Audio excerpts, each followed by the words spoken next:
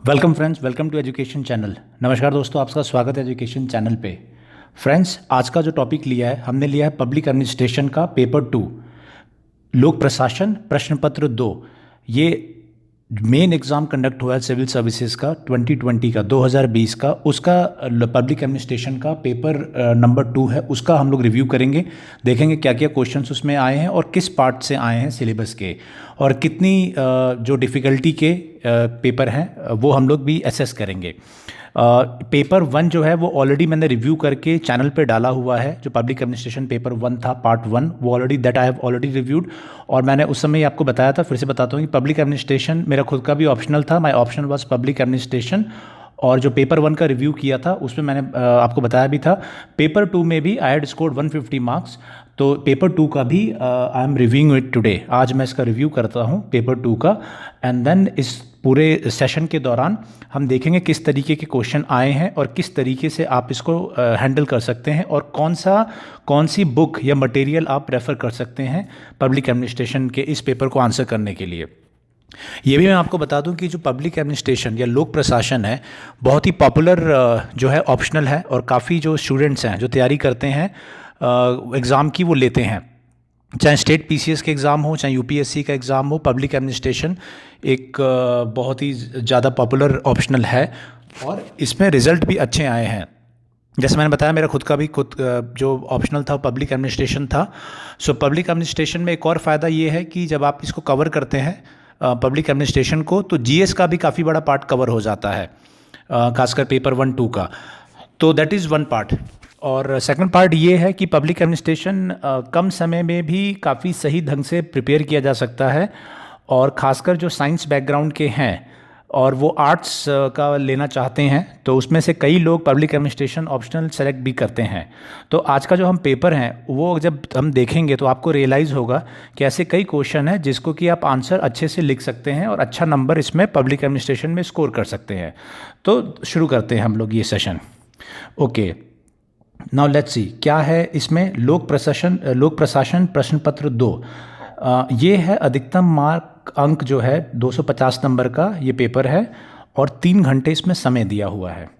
क्या क्या इम्पोर्टेंट इसमें ये है, इसमें है कि इस क्वेश्चन में, इस पेपर में, इसमें 8 प्रश्न हैं जो 2 खंडों में विभाजित है, तथा हिंदी एवं अंग्रेजी दोनों में छपे हैं।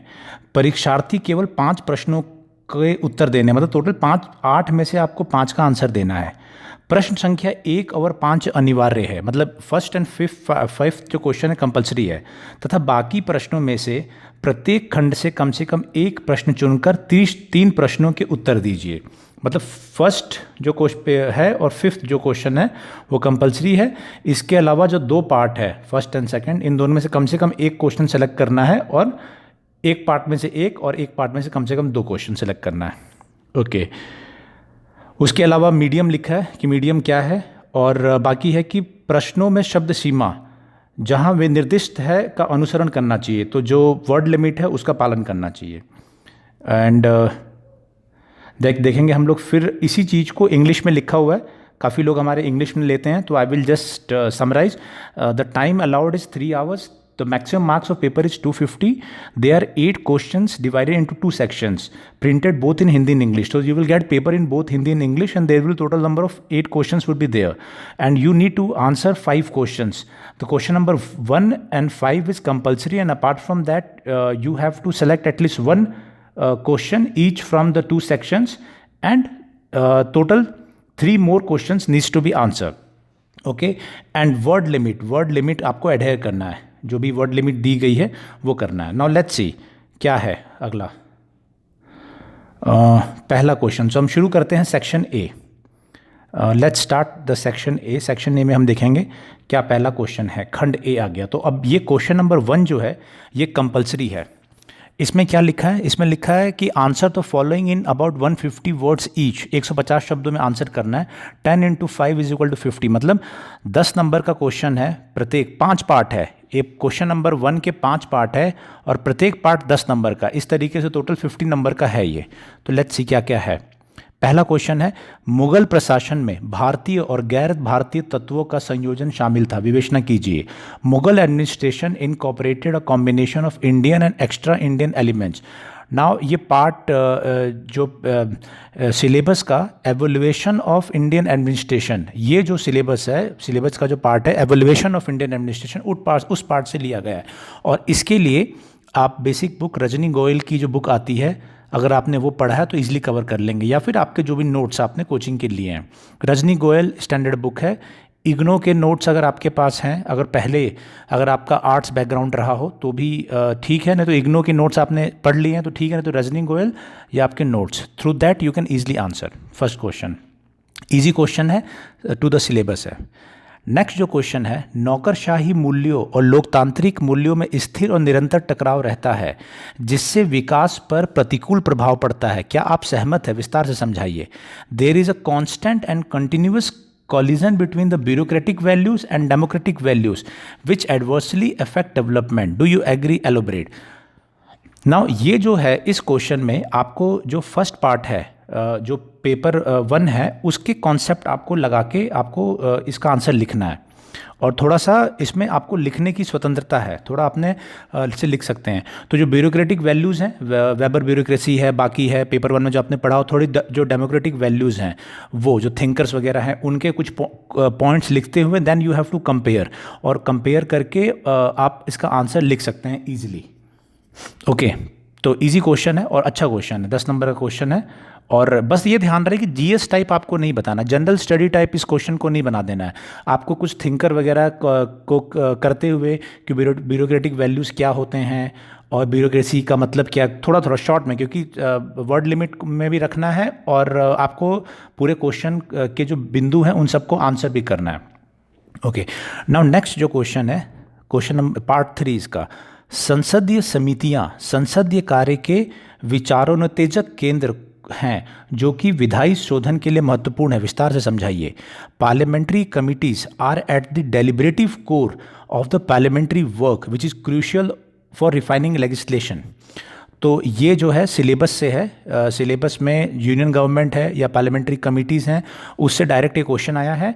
और ये पार्लियामेंट्री कमिटीज़ लगातार न्यूज़ में भी थी, तो ये एक्सपेक्टेड क्वेश्चन भी था। तो रजनी गोयल है या लक्ष्मीकांत की भी किताब आपने पढ़ी है या नोट से, यू कैन, बहुत ईजी क्वेश्चन है, usually answer. Now let's move to next question. Next question है पार्ट 4। भारतीय विविधता को ध्यान में रखते हुए एक आकार सभी के लिए नियोजन सूत्र को सांकेतिक नियोजन के पक्ष में रद्द किया गया, भारत के लिए किस हद तक लाभदायी रहा है? Considering India's diversity, the planning pattern of one size fits all was discarded in favor of indicative planning. Okay, to what extent has it been useful to India?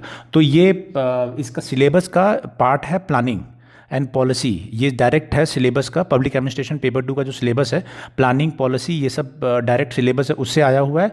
और आप इसकी किताब अगर जो मैंने बताई, रजनी गोयल की बुक है इग्नो की, या फिर नोट्स आपके जो भी आप नोट्स अगर आप प्रेफर कर रहे हैं, कोचिंग नोट्स वगैरह मिल जाते हैं आपको दिल्ली में, तो वो आप ले रहे हैं, तो इससे ईजिली यू कैन आंसर।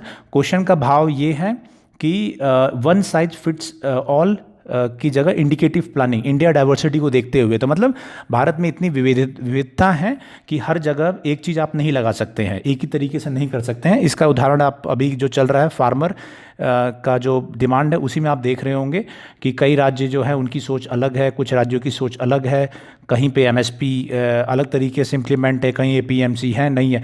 तो ये सारी चीज़ें हैं, अलग अलग प्लानिंग की ज़रूरत पड़ती है अलग अलग चीज़ों का, लेकिन आपको शॉर्ट में लिखना है और पब्लिक एडमिनिस्ट्रेशन कॉन्सेप्ट यूज़ करना है, ये ध्यान रहे। किताब मैंने आपको बता दी।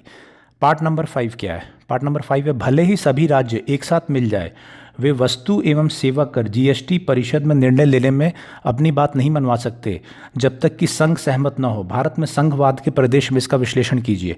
Even if all the states combine together they can not have their way in the decision making in the GST council unless the union agrees to it. Analyse this in the perspective of federalism in India. तो दो दो चीज़ है इसमें, मैं बता दूं। एक तो ये पब्लिक एडमिनिस्ट्रेशन का कॉन्सेप्ट, बेसिक किताब बताई मैंने आपको, और दूसरा इस क्वेश्चन को समझिए। ये क्वेश्चन जीएसटी काउंसिल और जीएसटी लगातार ये न्यूज़ में था, और अपने चैनल पे जितने भी करंट अफेयर्स थे उनमें बार बार मैं कवर कर रहा था कि जीएसटी काउंसिल की मीटिंग हो रही थी। और ये किस लिए हो रही थी? कोरोना के वजह से जो ये हुआ था, कोरोना की वजह से जो इशू क्रिएट हुआ था रिवेन्यू का, तो उसको लेके जीएसटी काउंसिल की लगातार मीटिंग हो रही थी। और उसमें कई जो गवर्नमेंट ने, जो सेंट्रल गवर्नमेंट ने प्रपोजल दिया था, तो उसमें कई स्टेट्स जो हैं वो एग्री थे, कई स्टेट्स नहीं एग्री थे। तो उस समय बहुत ये इशू आया था, और कई बार हिंदू जो पेपर है जो हम कवर करते हैं उसमें डायरेक्ट इसके कई एडिटोरियल भी आए, और लगातार ये न्यूज़ में था। तो ये एक्सपेक्टेड क्वेश्चन था। तो आई होप जिन्होंने एग्ज़ाम दिया है उनके लिए भी आसानी से आंसर किया होगा, और जो देने वाले हैं उनको ये याद रहे कि जो भी करंट क्वेश्चंस होते हैं वो एग्ज़ाम में ऑलमोस्ट आते ही आते हैं। तो ये क्वेश्चन ऑलरेडी मैंने बताया था कि इस तरीके का क्वेश्चन फेडरलिज्म पे आएगा। Okay, now let's move to next question. Okay, let's see क्या है इसमें। ये है क्वेश्चन नंबर 2। क्वेश्चन नंबर 2 में है, क्वेश्चन नंबर 2 है, शासन में जिला प्रशासन सबसे महत्वपूर्ण इकाई है। ज़्यादातर केंद्र एवं राज्य योजनाएं एवं कार्यक्रम जिला प्रशासन की ओर से निर्देशित किए जाते हैं। इस संदर्भ में जिला प्रशासन के समक्ष चुनौतियों और समस्याओं का विवेचना कीजिए। District administration in the most important unit in governance. Most of the central and state government schemes and programs are directed towards district administration. In this context, discuss the challenges and problem posed to district administration.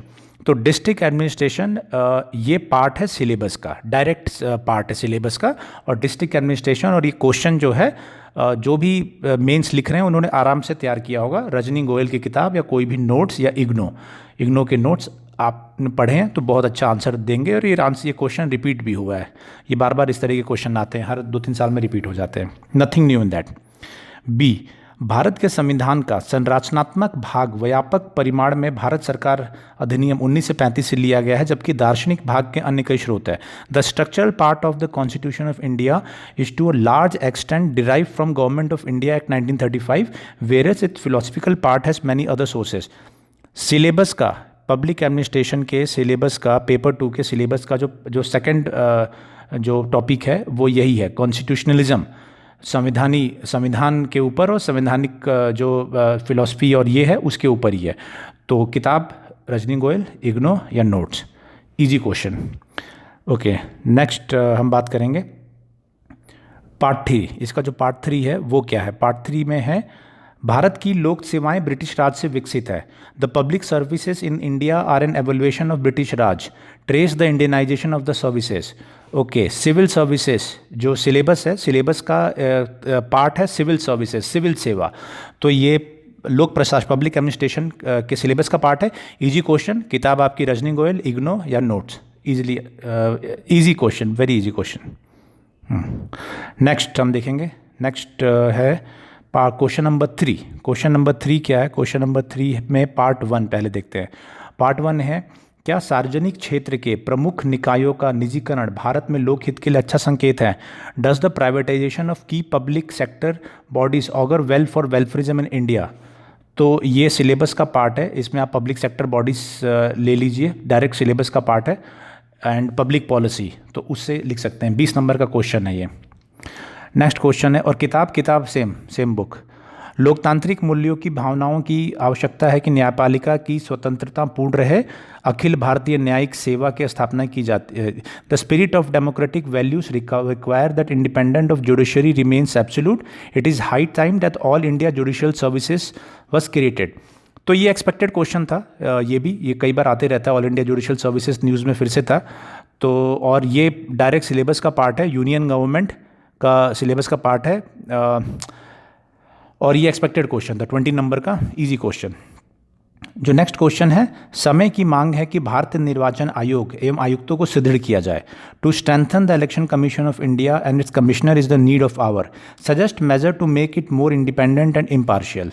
Okay, तो ये public bodies और उससे direct question है syllabus का, जो bodies हैं अलग अलग उनके रिलेटेड है, इजी क्वेश्चन। इलेक्शन कमीशन काफ़ी न्यूज़ में भी था, इलेक्शंस भी कंडक्ट हुए थे इस साल कई स्टेट्स में, तो बिहार में था और बाकी जगहों पे।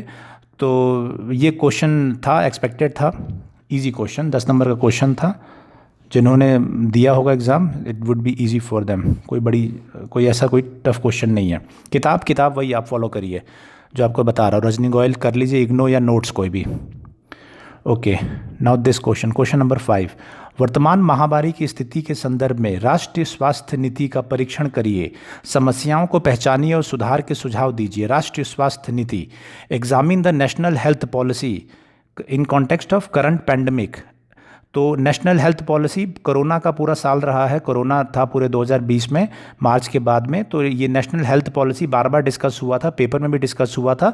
20 नंबर का क्वेश्चन था, एक्सपेक्टेड क्वेश्चन था। कोई भी बता सकता था कि कोरोना पे हेल्थ के ऊपर क्वेश्चन आएगा। आपको बस ये ध्यान रहे कि इसमें पब्लिक एडमिनिस्ट्रेशन के थोड़े कॉन्सेप्ट डाल के फिर इसको लिखना। जीएस बिल्कुल जीएस नहीं बना देना है। किताब आपकी बेसिक किताबें जो है वो आप लिख सकते हैं इसमें। और क्या है, पॉलिसी प्लानिंग, उन सब चीज़ों को थोड़ा लिखेंगे, वो सब कॉन्सेप्ट इसमें डालने हैं। पार्ट बी क्या है, सरकारों के बनने और विघटन में राज्य विधानसभा के अध्यक्ष की महत्वपूर्ण भूमिका हासिल कर ली है। गठबंधन सरकारों की परिस्थितियों में उदाहरण सहित परीक्षण करिए। सरकारों के बनने और विघटन में राज्य विधानसभा के अध्यक्ष ने महत्वपूर्ण भूमिका हासिल कर ली है। The speaker of state assembly has assumed a significant role in the formation and dissolution of governments examine under the circumstances of the coalition government with the example. Now ये एक्सपेक्टेड क्वेश्चन था। महाराष्ट्र में हुआ, महाराष्ट्र में पूरे जब अगर आप देखेंगे 2019 मेंस के बाद क्या क्या हुआ था, क्योंकि एक साल का आपको ध्यान में रखना होता है। मेंस से एक साल पहले के जितने इवेंट हुए हैं, तो 2019 मेंस हो गया था आपका 19 में। उसके बाद ऑलमोस्ट एक साल के अंदर महाराष्ट्र में गवर्नमेंट बनी, फिर बिहार की परिस्थितियाँ थी, फिर नॉर्थ ईस्ट में कुछ परिस्थितियाँ बनी, फिर आपके अलग अलग स्टेट्स में कुछ परिस्थितियाँ बनी, जिसमें कि जो स्पीकर का पद है, और 2 पद थे, राज्यपाल और स्पीकर का पद, दोनों न्यूज़ में था। तो ये एक्सपेक्टेड क्वेश्चन था। और स्टेट गवर्नमेंट जो पार्ट है सिलेबस का, उससे ये आता है। तो आपको जो पब्लिक एडमिनिस्ट्रेशन का स्टैटिक पार्ट है स्पीकर का, उसको लेके कुछ डायनेमिक जो पार्ट थे, जो जिसके लिए आप करंट अफेयर का इस्तेमाल कर सकते हैं, करंट अफेयर के एग्जांपल्स वगैरह के साथ में इस क्वेश्चन को बहुत अच्छा आप आंसर कर सकते हैं। Easy question, expected question. तो आई होप की तैयारी रही होगी। Okay, question part 3। जिला स्तर पर पुलिस जिला दंडनायक के समग्र पर्यवेक्षण और नियंत्रण में कार्य करती है, टिप्पणी कीजिए। Okay, at the district level police function under the overall supervision and control of district magistrate comment. तो ये भी डिस्ट्रिक्ट एडमिनिस्ट्रेशन का जो पार्ट है, डिस्ट्रिक्ट एडमिनिस्ट्रेशन जो टॉपिक है सिलेबस का, उससे ही है, नोट से, रजनी गोयल, या उससे आप और कुछ करंट एग्जाम्पल से आप इसको कवर कर सकते हैं। तो अब तक जो थे क्वेश्चन वो एक्सपेक्टेड क्वेश्चन थे, सारे इजी क्वेश्चन थे। Now will move to part B. जो सिलेबस का पार्ट बी है वो हम करेंगे। पार्ट बी का जो 5th नंबर का क्वेश्चन है वो कंपलसरी है, टोटल 50 नंबर का है, और इसमें 5 पार्ट है 10-10 नंबर के। तो शुरू करते हैं, क्या क्या है। Answer the following in about 150 words each. 150 शब्दों में लिखना है। देखिए क्या है पहला क्वेश्चन। लोकतांत्रिक सरकारों में सिविल सेवकों की राजनीतिक तटस्थता एक मुख्य सिद्धांत माना गया है। क्या भारत में इसके व्यवहार में पवित्रता बनाई रखी गई है? Political neutrality of civil servants has been regarded as one of the cardinal principle in democratic government। तो ये सिविल सर्विसेज से रिलेटेड है और करंट से थोड़ा रिलेटेड है। तो इजी क्वेश्चन है, बेसिक किताब से कवर कर सकते हैं, कुछ करंट अफेयर्स का एग्जांपल भी दे सकते हैं। Question part B. बजट राज्य व्यवस्था के वित्तीय स्वास्थ्य का सूचक है जो उसकी आय और व्यय की टिप्पणी में प्रतिबिंबित होता है। ठीक है, तो budget is an indicator of financial health of polity which reflected in the income and expenditure. तो ये फाइनेंशियल मैनेजमेंट जो पार्ट है, फाइनेंशियल मैनेजमेंट जो पार्ट है सिलेबस का, उससे है ये क्वेश्चन डायरेक्टली। फाइनेंशियल मैनेजमेंट में आपका बजट है और बाकी सारी स्टेटमेंट्स हैं, सभी चीज़ें कवर हो जाती है। तो फाइनेंशियल मैनेजमेंट से डायरेक्ट क्वेश्चन आया हुआ है, और उसके लिए आप लक्ष्मीकांत या रजनी गोयल या फिर इग्नो या फिर कोई भी नोट्स आप कर लेंगे तो इजी क्वेश्चन है, you can easily answer this. Now let's move to part 3। ये हम देखते हैं क्या क्वेश्चन है इसमें है पंचायती राज संस्थाएं अभी भी राज्य के नियंत्रण एवं नौकरशाही के प्रभुत्व से ग्रसित है। अपने कथन के पक्ष में तर्क दीजिए। Panchayati raj institutions are still plagued by state control and domination of bureaucracy, argue your case. तो ये है लोकल गवर्नेंस के पंचायती राज पार्ट से। तो ये डायरेक्ट क्वेश्चन आया है सिलेबस से, पंचायती राज इंस्टीट्यूशन या लोकल गवर्नेंस। 10 नंबर का क्वेश्चन है इजी क्वेश्चन। शहरी स्थानीय शासन हमेशा से वित्तीय स्वायत्तता के अभाव में और धन की कमी से पीड़ित रहा है, समझाइए। Urban local governance is perpetually afflicted with the lack of financial autonomy and starvation of funds. 10 number का क्वेश्चन है इजी क्वेश्चन। बस ध्यान रहे, आपको दो चीज़ ध्यान ये रहे कि ये डायरेक्ट सिलेबस से है, अर्बन गवर्नेंस सिलेबस है पब्लिक एडमिनिस्ट्रेशन का, किताब रजनी गोयल, इग्नो या नोट्स, ठीक है, लक्ष्मीकांत। करना क्या है, लेकिन करना ये है कि कुछ एग्जाम्पल्स आपको इसमें देने हैं, कुछ करंट अफेयर्स में या रिसेंट हाल के कुछ एग्जाम्पल आप देंगे इसमें तो अच्छा रहेगा, ठीक है। ई, पुलिस जांच को अभियोजन से पृथक करने की लंबे समय से मांग हो रही है। There has been long standing demand for separation of police investigation and prosecution, analyse it merits and demerits. तो इसका स्टैटिक पार्ट है एंड डायनेमिक पार्ट है। तो डायनेमिक पार्ट को इजीली आप आंसर कर सकते हैं, मतलब इन्वेस्टिगेशन और प्रोसिक्यूशन अलग अलग करने का, मतलब जांच करने का पावर अलग, जांच करने का तरीका अलग और उसको सज़ा दिलाने का पूरा। तो ये एक्सपेक्टेड क्वेश्चन था, न्यूज़ में भी रहा है, तो आई एम श्योर कि तैयारी की होगी। ओके, किताब आपकी वही बेसिक किताबें हैं इसके लिए भी, और करंट अफेयर्स। तो पेपर 2 जो होता है उसमें थोड़ा करंट अफेयर्स का एलिमेंट भी डालना है पब्लिक एडमिनिस्ट्रेशन के कॉन्सेप्ट को रखते हुए, तो अच्छे नंबर आप स्कोर करेंगे। मेरा खुद 150 मार्क्स था, तो आई कैन टेल यू कि आप इस तरीके से अच्छा स्कोर कर सकते हैं। 6th क्वेश्चन, भारत के नियंत्रक एवं महालेखा परीक्षक का कार्यालय स्वायत्तता के आधार स्तंभ पर खड़ा है। इस संवैधानिक निकाय के कामकाज संबंधी मुख्य दोषों की विवेचना कीजिए। The office of CAG of India stands on pillar of autonomy, discuss the major lacuna in the functioning of the constitutional body and also suggest measures for strengthening. तो CAG तो लगातार न्यूज़ में रहता है तो ये भी एक्सपेक्टेड क्वेश्चन है, रिपीटेड क्वेश्चन है। बस इसमें करना क्या है कि ये जो फंक्शनिंग और इसमें स्ट्रेंथनिंग के जो मेजर्स हैं वो कुछ डायनेमिक और मेजर आप सुझा सकते हैं पिछले 1 साल में अगर कुछ हैपनिंग हुआ है तो किताब वही बेसिक रजनी गोयल, इग्नो एंड आपका नोट्स। 20 नंबर का क्वेश्चन, इजी क्वेश्चन। पार्ट 2, प्रशासनिक सुधारों का कार्यान्वयन विशालकाय एवं जटिल होता है, इन बदलावों को साकार करने में किसकी कमी है? Okay, implementation of administrative reforms in homogeneous and is an arduous. What lack the push to realize the change? Okay, तो ये डायरेक्ट क्वेश्चन है सिलेबस से, सुधार में, सिविल सर्विसेज में जो सुधार है उसके ऊपर 20 नंबर का क्वेश्चन है। किताब आप बेसिक फॉलो करिए, डायरेक्ट सिलेबस का क्वेश्चन है, कुछ करंट अफेयर्स के एग्जांपल दीजिए एंड देन यू कैन, और ARC जो ARC की रिपोर्ट है, विभिन्न रिपोर्ट है, नीति आयोग की रिपोर्ट है, ARC की रिपोर्ट है, अलग अलग रिपोर्टों को आप देखेंगे, PIB वेबसाइट में कुछ हुआ है तो ये सब आप देख सकते हैं। और एक पब्लिक आपका जो मंत्रालय है आपका पर्सनल का, उसके कुछ जो हैं उसको आप इस्तेमाल कर सकते हैं, नोट्स वगैरह। ओके, क्वेश्चन इसी का 6th का C, सरकार के उच्च अधिकारियों की सेवानिवृत्ति के तुरंत बाद पुनर्नियुक्ति एक नया चलन बन गया है, इसके फायदे और नुकसान की विवेचना कीजिए। Immediate post retirement appointments of high officer of government have become a new trend, discuss it's pros and cons. तो ये एक अच्छा क्वेश्चन है और थोड़ा एथिकल क्वेश्चन भी है, but you can write it, easily right it, I am sure. Question ये है कि जो लोग रिटायर होके तुरंत ज्वाइन कर लेते हैं, सरकारी कर्मचारी रिटायर होके नए पोस्ट को ज्वाइन कर लेते हैं, CAG बन जाते हैं या फिर कहीं और बन जाते हैं, कुछ पॉलिटिकल जगह पे कर लेते हैं, तो उसके क्या फ़ायदे हैं, क्या नुकसान है, तो थोड़ा सा आप इसको करेंगे तो you can easily answer. Experience वगैरह का लाभ मिलता है, लेकिन पार्शलिटी और इम्पार्शलिटी की बात आती है इसमें। तो ये क्वेश्चन, ये भी जो टॉपिक था वो न्यूज़ में था, तो I am sure you would have answer it easily. Next है, शहरी स्थानीय शासन में वार्ड समितियां मात्र कागजी शेर रह गए हैं। स्थान पदाधिकारियों के सहयोग से प्रभावी जन सहभागिता के आदर्श को साकार करना भी दुरस्त है। Ward committees in the urban local governance have remained mere paper tigers. The ideal of realising effective people participation in collaboration with local function still in pipeline. तो ये वार्ड लेवल है, लोकल गवर्नेंस का है, syllabus का part है local governance. Laxmi Goyal, Laxmikanth, IGNOU या note से आप इसको कवर कर सकते हैं। नेक्स्ट है, पुलिस को राजनीति की पकड़ से मुक्त और जवाबदेह करने की आवश्यकता है। Police needs to be accountable and freed from the grip of politics. It is a big challenge not only for law and order but also for the development of the country.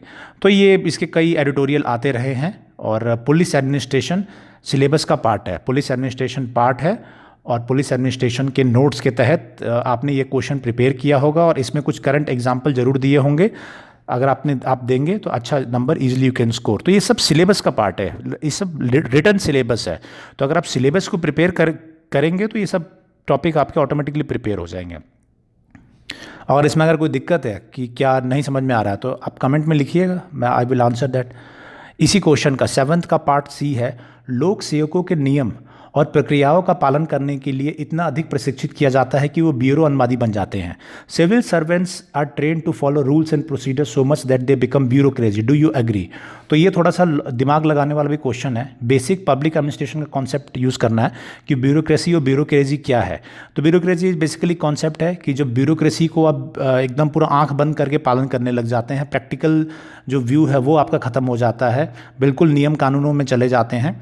तो उसके वो चीज़ है ये। तो उसके क्या फ़ायदे हैं, क्या नुकसान है? तो फ़ायदे नुकसान आप समझा सकते हैं, एग्जांपल्स भी आप दे सकते हैं कि रूल्स रेगुलेशन को पूरा पॉइंट टू पॉइंट करे तो क्या है, और प्रैक्टिकल अप्रोच थोड़ा ले तो क्या है। तो ये भी डायरेक्ट सिलेबस का पार्ट है। क्वेश्चन थोड़ा सा दिमाग लगा के लिखना है, लेकिन एग्जाम्पल्स वही है जो आप डेली देखते हैं। 10 नंबर का क्वेश्चन है, moderate question, okay question, thinking थोड़ा सा क्रिएटिवली आप लिख सकते हैं इसमें। 8th क्वेश्चन, पार्ट ए में क्या है? प्रशासन में भ्रष्टाचार और अनाचारों के निराकरण के लिए पर्याप्त कानूनी तंत्र मौजूद है, लेकिन वो इस खतरे को किसी ध्यान देने योग्य सोपान तथा अंकुश लगाने में विफल रहे हैं। इस कथन के प्रकाश में भारतीय राज्यों में लोकायुक्त संस्था की प्रभावता पर चर्चा कीजिए। There are adequate legal mechanism to address corruption and malpractices in administration, but they have failed to curb the menace of any noticeable degree. In the light of this statement, discuss the efficacy of the institution of Lokayukta. ठीक है, लोकायुक्त पे आपको बात करना है, लेकिन statement को ध्यान में रखते हुए बात करना है कि लीगल ऑलरेडी भारत में करप्शन रोकने के लिए विजिलेंस और कई चीज़ें, एंटी करप्शन, कई सारे विंग बनाए गए हैं, कई सारे कानून बने हुए हैं, लेकिन उसके बावजूद भी वो चीज़ नहीं हुए हैं। तो 20 नंबर का क्वेश्चन है, आपको कुछ पहले पार्ट को मतलब स्टेटमेंट को कुछ पार्ट में आंसर करना है, एंड देन फिर आपको लोकायुक्त वगैरह की थोड़ी सी बात करनी है और बाकी मैकेनिज्म्स की बात करनी है। तो एक्सपेक्टेड क्वेश्चन है, क्योंकि ये लोकायुक्त वगैरह भी डायरेक्ट सिलेबस का पार्ट है। तो I am sure easy question, expected but थोड़ा सा लेंदी हो सकता है इसमें।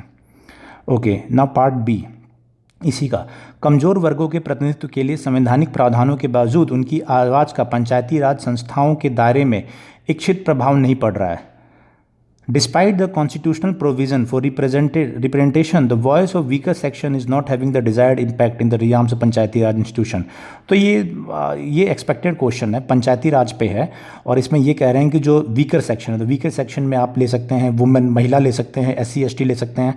तो हम इसको with example we can give, and कुछ इसके आंकड़े भी दे सकते हैं कि किस तरीके से महिला अगर प्रधान बन जाए तो प्रधान पति चलाते हैं, और कुछ कई जगहों पे कोई अगर SC खड़ा किया है तो वो किसी दूसरे जो व्यक्ति है उसकी आड़ में खड़ा हो जाता है, जो सीट उनके लिए रिजर्व है, उनके बैकिंग से। तो ये सब चीज़ें को आप कोट करते हुए कुछ अच्छे एग्जांपल्स आप दे सकते हैं, करंट अफेयर्स अगर आपके पास हैं, कुछ स्टैटिस्टिक्स अगर आप कोट कर सकते हैं, कुछ स्टैटिस्टिक्स कोट करिए, एंड देन कुछ इसके पॉजिटिव भी होंगे कि ये कुछ ये भी होगा कि ऐसा नहीं है, इसमें काफ़ी चेंजेस आए हैं, महिलाएं जो है वो खुद भी कर रही है, कुछ महिला सरपंच, कुछ SC ST जो सरपंच हैं, मुखिया है, इस तरीके जिला पंचायत के लोग हैं, उन्होंने अच्छा काम किया, तो वो भी आप कोट कर सकते हैं। तो 20 नंबर का क्वेश्चन है, लिखने की स्वतंत्रता है, लिखने का स्कोप है, बहुत अच्छा आंसर इसमें लिखा जा सकता है, और करना कुछ नहीं है, पब्लिक एडमिनिस्ट्रेशन के कॉन्सेप्ट को करंट अफेयर्स के एग्जाम्पल के साथ आप मिला दीजिए, बहुत अच्छा क्वेश्चन आप लिख लेंगे, बहुत अच्छा आंसर इसमें हो जाएगा।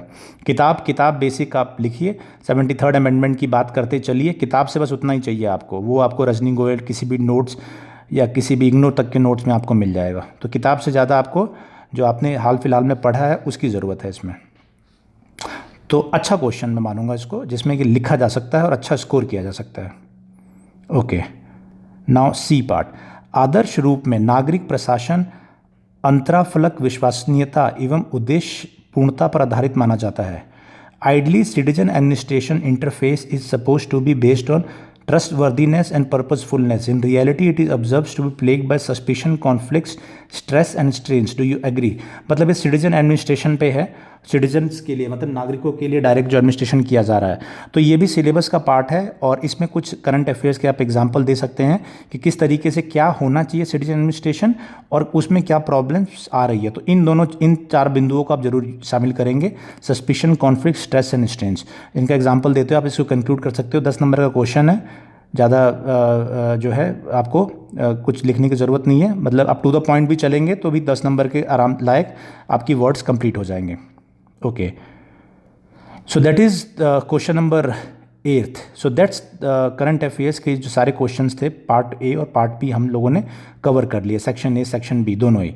एंड ये भी इंपॉर्टेंट है, ध्यान रहे कि पेपर जो है मॉडरेट है, ठीक है। कुछ क्वेश्चन ऐसे हैं जिसमें कि आप क्रिएटिवली बहुत अच्छा लिख सकते हैं। अगर आपने करंट अफेयर्स और आपको नॉलेज है तो आप उसमें एग्जांपल्स देते हुए you can write really good answer.